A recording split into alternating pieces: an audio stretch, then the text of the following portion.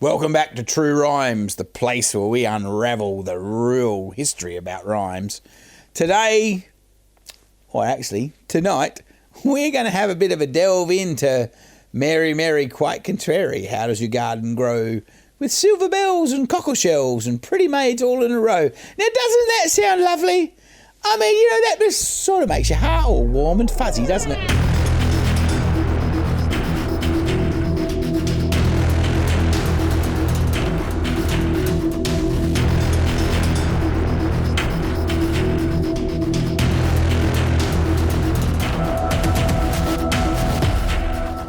I'd be fairly convinced that you've probably even told that to your kids.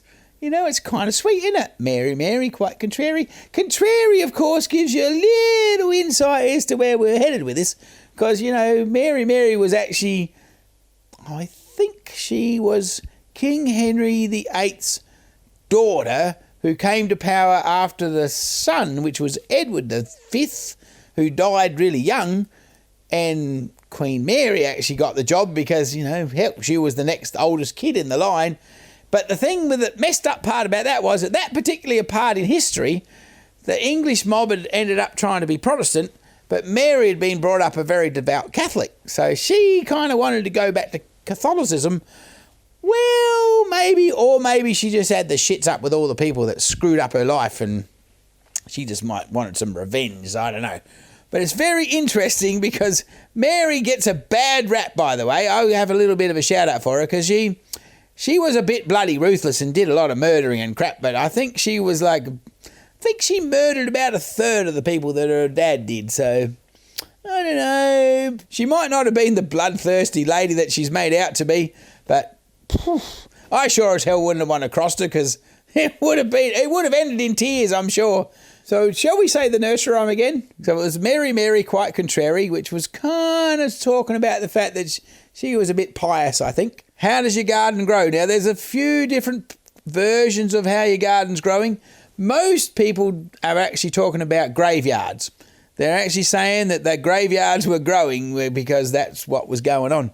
The other thing that I find really interesting was when it talks about silver bells and cockle shells, this is a bit awkward because if you'd actually been in the wrong side of the English dungeon, you'd have some stuff clamped around your genitals, which was called a cockle shell, and it would crush your ball bag until your fucking eyes would pop out. And that wasn't real friendly, I don't think. So I don't think I would fare very well in the bloody prison, especially in the bloody dungeon. Although there is an upside to having a little bit of fucking cold weather. I mean, at least my balls might have disappeared up my arsehole and I wouldn't have been a bit worried about it. But I am sure they'd warm me up so they could drag them down and pop them in a cage and...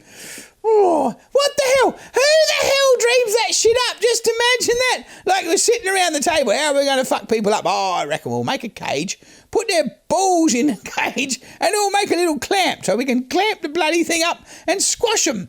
I mean, fuck me. That is not nice. That is, whatever the hell that is not a nice thing to do. I don't mind my balls being tickled, because that's kind of fun, but getting them crushed is not up there. It's not nice. You get kicked in the ball bag. Just, that hurts like hell, but imagine them being, I'm just sweating thinking about it.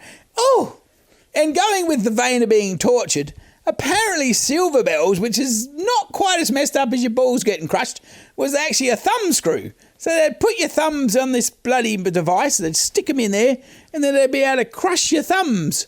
I don't know, but if you ever hit your thumb with a hammer, you know how much that hurts. Just imagine if they were just crushing your... Ow! That's what I've got to say, is just ow! And then you're wondering... what was the whole terminology of pretty maids all in a row? Now, there you go. I think I've said this before, but maids was a nickname for the guillotine. And so you can just imagine all the guillotines lined up down the street, cutting off people's heads.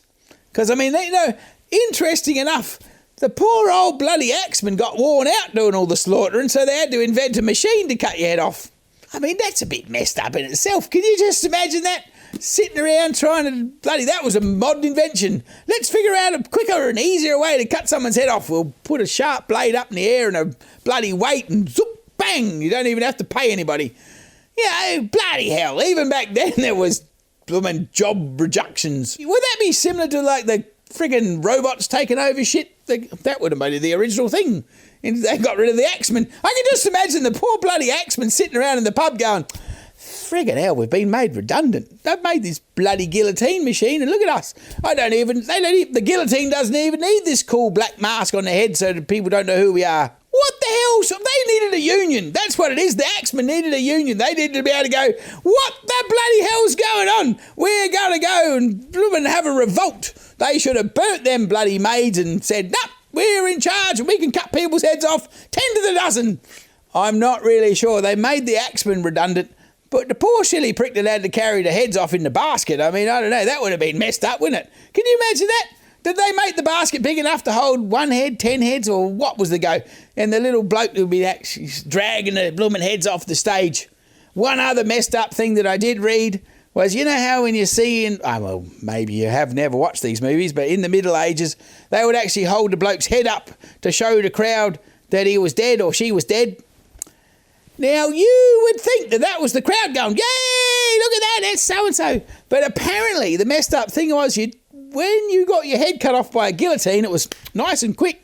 And so you had enough blood in your brain to actually be up there and you were still awake while you were getting shown to the crowd. So I don't think that would be a really friendly memory in the afterlife, would it? You just imagine that. There you are, dangling up on the stage, and the last thing you remember is everybody going, fuck you! There's a serious possibility that I'm going to go to hell, so it'd be very nice if you could like, subscribe and share this show, because I need to make something out of this where I could actually just wave a little fucking flag up there and go, shit me, this was actually popular. Anyway, and if you're so inclined, you can go down a little bit further and you can actually be a supporter, and hell, who knows, this show might expand.